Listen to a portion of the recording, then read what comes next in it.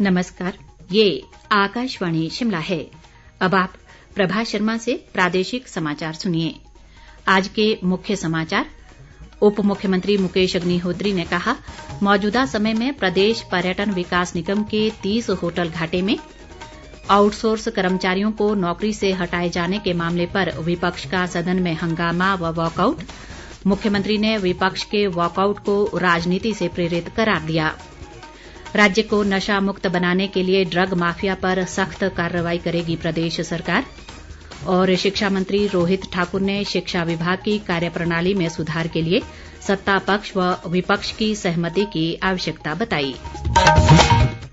अब समाचार विस्तार से। उप मुख्यमंत्री मुकेश अग्निहोत्री ने कहा है कि मौजूदा समय में प्रदेश पर्यटन विकास निगम के 30 होटल घाटे में चल रहे हैं। विधानसभा के बजट सत्र के दौरान आज प्रश्नकाल में विधायक सुधीर शर्मा के सवाल के जवाब में उन्होंने ये बात कही। एक प्रतिपूरक सवाल के जवाब में मुकेश अग्निहोत्री ने कहा कि सरकार निगम के घाटे में चल रहे होटलों को लीज पर देने के लिए नीतिगत फैसला लेने पर विचार करेगी।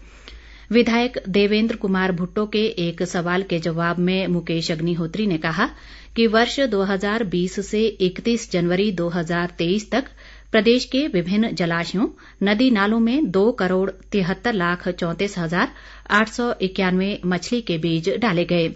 उन्होंने कहा कि गोविंद सागर, कोल डैम, पौंग डैम, चमेरा और रणजीत सागर डैम में वर्ष 2020-21 में 605 मीट्रिक टन से अधिक, 2021-22 में 601 मीट्रिक टन और 2022-23 में 28 फरवरी तक 503 मीट्रिक टन मछली उत्पादन हुआ है।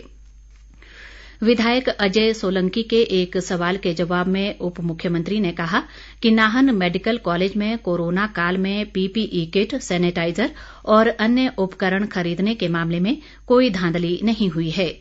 उन्होंने कहा कि कोरोना काल में इस अस्पताल में केवल एक ही वेंटिलेटर 6,59,000 रुपए में खरीदा गया है, जो उपयोग में है और सुचारू रूप से कार्य कर रहा है। विधायक भुवनेश्वर गौड़ के सवाल के जवाब में उप मुख्यमंत्री ने कहा कि एडीबी ने प्रदेश को 1,311 करोड़ 20 लाख रुपए का पर्यटन विकास का एक प्रोजेक्ट मंजूर किया है। इस राशि से मनाली में ice skating rink, roller skating rink, wellness centre, कोठी में इको टूरिज्म पार्किंग, आलू ग्राउंड के पास एचआरटीसी और वॉल्वो बस पार्किंग, अटल टनल रोहतांग के साउथ पोर्टल पर वे साइड एमिनिटीज और पार्किंग, अटल टनल रोहतांग के लिए पर्यावरण मित्र बसें चलाने के अलावा लौगहट मनाली का जीर्णोद्धार किया जाएगा। इसके अलावा विधायक केवल सिंह पठानिया, सुदर्शन बबलू, संजय रतन, मलेंद्र राजन, चंद्रशेखर, यादवेंद्र गोमा और रवि ठाकुर ने भी अपने अपने सवाल पूछे। प्रदेश में आउटसोर्स कर्मचारियों को नौकरी से हटाए जाने का मामला आज विधानसभा में जोर शोर से गूंजा। विपक्ष ने इस मुद्दे पर पहले सदन में भारी हंगामा किया और बाद में पूरा विपक्ष सदन से वॉकआउट कर बाहर चला गया। सदन की बैठक आरंभ होते ही विधानसभा अध्यक्ष कुलदीप सिंह पठानिया ने व्यवस्था दी कि विपक्ष की ओर से नियम 67 के तहत आउटसोर्स कर्मचारियों को नौकरी से हटाए जाने के मुद्दे पर स्थगन प्रस्ताव मिला है, लेकिन इस मुद्दे पर पहले ही विभिन्न सवालों के माध्यम से सदन में चर्चा हो चुकी है। ऐसे में नियमों के तहत इस मामले पर चर्चा की अनुमति नहीं दी जा सकती और वे विपक्ष के इस नोटिस को निरस्त करते हैं। विधानसभा अध्यक्ष की इस व्यवस्था के बाद विपक्ष ने सदन में हंगामा आरंभ कर दिया और इस मुद्दे पर चर्चा की मांग करने लगा। इस तरह विधानसभा अध्यक्ष ने विपक्ष के हंगामे के बीच ही प्रश्नकाल आरंभ कर दिया। इस बीच विपक्षी सदस्य अपनी सीटों पर खड़े होकर नारे लगाते रहे और काफी देर तक नारेबाजी करते रहे। इसके बावजूद विधानसभा अध्यक्ष द्वारा विपक्ष की चर्चा की मांग नहीं माने जाने पर पूरा विपक्ष नारेबाजी करते हुए सदन से वॉकआउट कर बाहर चला गया। विपक्ष के व्यवहार को गैर जिम्मेदाराना करार देते हुए उप मुख्यमंत्री मुकेश अग्निहोत्री ने कहा कि सरकार आउटसोर्स कर्मचारियों पर जल्द ही कोई नीतिगत निर्णय लेगी। उन्होंने कहा कि सरकार ने अभी तक आउटसोर्स कर्मचारियों को हटाने का कोई आदेश जारी नहीं किया है। उन्होंने कहा कि कांग्रेस सरकार को सत्ता में आए अभी 100 दिन ही हुए हैं, इसके बावजूद सरकार ने कैबिनेट सब कमेटी का गठन किया है। प्रादेशिक समाचार आकाशवाणी शिमला से प्रसारित किए जा रहे हैं। मुख्यमंत्री सुखविंदर सिंह सुक्खू ने आउटसोर्स के मामले पर विपक्ष के वॉकआउट को राजनीति से प्रेरित करार दिया है। दिल्ली से शिमला लौटने के बाद आज पत्रकारों से बातचीत करते हुए मुख्यमंत्री ने कहा कि भाजपा ने सत्ता में रहते हुए आउटसोर्स कर्मचारियों के लिए कुछ नहीं किया और अब विपक्ष में आते ही उन्हें आउटसोर्स कर्मियों की चिंता सता रही है। सुखविंदर सिंह सुक्खू ने कहा कि वर्तमान सरकार ने अपने बजट भाषण में आउटसोर्स और अन्य कर्मचारियों के हितों के लिए कई कदम उठाने की बात कही है। उन्होंने कहा कि आज विपक्ष के पास कहने को कुछ नहीं है, इसलिए वो आउटसोर्स के मामले पर स्थगन प्रस्ताव लेकर आए। एनडीपीएस एक्ट में संशोधन को लेकर पूछे गए सवाल के जवाब में मुख्यमंत्री ने कहा कि वे इस मामले को लेकर केंद्रीय गृह मंत्री अमित शाह से भी मिले हैं। इस दौरान उन्होंने केंद्रीय मंत्री से नशे के सौदागरों पर कड़ी कार्रवाई करने की अनुमति देने की मांग की है। मुख्यमंत्री ने कहा कि ये एक्ट पूरी तरह से केंद्र के अधीन है, इसलिए केंद्र ही इस पर कुछ कर सकता है। उन्होंने कहा कि वे नशे के खिलाफ एनडीपीएस एक्ट में संशोधन का संकल्प लेकर आए हैं और इसे मंजूर करवाने के लिए केंद्रीय मंत्री अमित शाह से भी मिलेंगे। दूसरी ओर नेता प्रतिपक्ष जयराम ठाकुर ने कांग्रेस सरकार को संवेदनहीन करार देते हुए सरकार पर राजनीतिक मकसद से काम करने का आरोप लगाया है। उन्होंने कहा कि कांग्रेस ने सत्ता में आने से पहले 5 लाख नौकरियों का वादा किया था, लेकिन उसका जिक्र बजट में नहीं दिखा, बल्कि सरकार ने आउटसोर्स कर्मियों को हटाने की भी प्रक्रिया शुरू कर दी है। जयराम ठाकुर ने विधानसभा परिसर में पत्रकारों से बातचीत करते हुए कहा कि प्रदेश में विभिन्न विभागों में आउटसोर्स कर्मी अपनी सेवाएं दे रहे हैं, लेकिन सरकार उन्हें हटाने में लगी हुई है। उन्होंने कहा कि देश में एक बार फिर कोरोना के मामले बढ़ने लगे हैं। ऐसे में सरकार हर सेक्टर में काम कर रहे हजारों आउटसोर्स कर्मियों को हटाने का काम कर रही है। जयराम ठाकुर ने कहा कि भाजपा के 9 सदस्यों ने आउटसोर्स के मुद्दे पर काम रोको प्रस्ताव लाने की मांग रखी, लेकिन सरकार इस मुद्दे पर जवाब देने की स्थिति में नहीं है।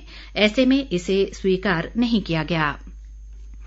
प्रदेश सरकार राज्य को नशा मुक्त बनाने के लिए कृत संकल्प है और ड्रग माफिया पर आने वाले दिनों में और शिकंजा कसेगा। एनडीपीएस एक्ट की धारा 37 में संशोधन करने व इसे और सख्त बनाने के लिए उप मुख्यमंत्री मुकेश अग्निहोत्री ने आज विधानसभा में एक संकल्प पेश किया। उन्होंने सभी विधायकों से भी आग्रह किया कि वे थाने में नशे के मामले में अपने प्रभाव का इस्तेमाल नहीं करेंगे। अग्निहोत्री ने कहा कि चिट्टे ने प्रदेश के युवाओं पर बड़ी संख्या में प्रभाव डाला है और उन्होंने नशे के खिलाफ सभी विधायकों से साझे प्रयास करने में सहयोग की अपील की। संकल्प में नशे के सभी कारोबार को गैर जमानती बनाने का निर्णय लिया गया, ताकि नशीले पदार्थों की कम मात्रा का लाभ उठाकर ड्रग माफिया के लोग बार बार कानून के शिकंजे से न बच सकें। मुकेश अग्निहोत्री ने कहा कि संकल्प में नशीले पदार्थों के कारोबार को पूरी तरह गैर जमानती बनाने की सिफारिश की गई है और इसमें संलिप्त लोगों को कम से कम 10 से 20 साल की कैद व न्यूनतम 5 लाख रुपए तक जुर्माना करने की भी सिफारिश की गई है। संकल्प में केंद्र सरकार से सिफारिश की गई है कि नशीले पदार्थों के नियंत्रण से संबंधित सभी एजेंसियों के सशक्तिकरण के लिए संस्थागत ढांचे को मजबूत करने की दिशा में केंद्रीय अधिनियम एनडीपीएस 1985 में राज्य सरकार द्वारा प्रस्तावित संशोधनों को शामिल किया जाए। बाद में सदन ने इस संकल्प को ध्वनिमत से पारित कर दिया। शिक्षा मंत्री रोहित ठाकुर ने कहा है कि प्रदेश में कर्मचारियों के लिए तबादला नीति पहले से ही मौजूद है और इसको लागू करने के लिए दृढ़ राजनीतिक इच्छाशक्ति की जरूरत है। उन्होंने कहा कि यदि शिक्षा विभाग की कार्यप्रणाली में सुधार लाना है तो सत्ता पक्ष और विपक्ष दोनों को सहमति बनानी होगी, ताकि तबादलों की समस्या से छुटकारा पाकर शिक्षा की गुणवत्ता पर ध्यान केंद्रित किया जा सके। शिक्षा मंत्री आज विधानसभा में नियम 130 के तहत विधायक संजय रतन द्वारा प्रदेश में शैक्षणिक संस्थानों में गुणवत्ता युक्त शिक्षा और सुदृढ़ीकरण को लेकर लाए गए प्रस्ताव पर हुई चर्चा का जवाब दे रहे थे। रोहित ठाकुर ने कहा कि शिक्षकों की नियुक्तियों में राजनीति नहीं होनी चाहिए और नियुक्तियां केवल मेरिट के आधार पर होनी चाहिए। शिक्षा मंत्री ने कहा कि गुणात्मक शिक्षा के लिए इस वित्त वर्ष में 300 करोड़ रुपए से अधिक का प्रावधान किया गया है। प्रस्ताव पर हुई चर्चा में इंद्रदत्त लखनपाल, विनोद सुल्तानपुरी, चंद्रशेखर, आशीष शर्मा, केवल सिंह पठानिया, कर्नल धनीराम शांडिल, भवानी सिंह पठानिया, अजय सोलंकी ने हिस्सा लिया। केंद्रीय सूचना व प्रसारण मंत्री अनुराग ठाकुर के नेतृत्व में हमीरपुर जिले के जिला परिषद सदस्यों ने आज नई दिल्ली में लोकसभा अध्यक्ष ओम बिरला से मुलाकात की। इस दौरान जिला परिषद सदस्यों ने लोकसभा अध्यक्ष से विभिन्न सामाजिक व अन्य मुद्दों पर विचार साझा कर उनका मार्गदर्शन प्राप्त किया। प्रसार भारती में मेंबर फाइनेंस डीपीएस नेगी इन दिनों जनजातीय क्षेत्र किन्नौर के 2 दिवसीय प्रवास पर हैं। इस दौरान उन्होंने रिकांगपिओ में प्रसार भारती कल्पा के कर्मचारियों और उपायुक्त किन्नौर से बैठक की। बाद में पत्रकारों से बातचीत में उन्होंने बताया कि केंद्र सरकार की नीतियों को हर व्यक्ति तक पहुंचाने के लिए प्रसार भारती द्वारा देश के सभी सीमावर्ती क्षेत्रों में डीटीएच के फ्री डिश वितरित किए जाएंगे। डीपीएस नेगी ने कहा कि प्रसार भारती को मजबूत करने के उद्देश्य से सरकार ने 2500 करोड़ रुपए की धनराशि स्वीकृत की है। अंत में मुख्य समाचार एक बार फिर। उप मुख्यमंत्री मुकेश अग्निहोत्री ने कहा, मौजूदा समय में प्रदेश पर्यटन विकास निगम के 30 होटल घाटे में। आउटसोर्स कर्मचारियों को नौकरी से हटाए जाने के मामले पर विपक्ष का सदन में हंगामा व वॉकआउट। मुख्यमंत्री ने विपक्ष के वॉकआउट को राजनीति से प्रेरित करार दिया। राज्य को नशा मुक्त बनाने के लिए ड्रग माफिया पर सख्त कार्रवाई करेगी प्रदेश सरकार। और शिक्षा मंत्री रोहित ठाकुर ने शिक्षा विभाग की कार्यप्रणाली में सुधार के लिए सत्ता पक्ष व विपक्ष की सहमति की आवश्यकता बताई। इसी के साथ ये समाचार बुलेटिन समाप्त हुआ। नमस्कार।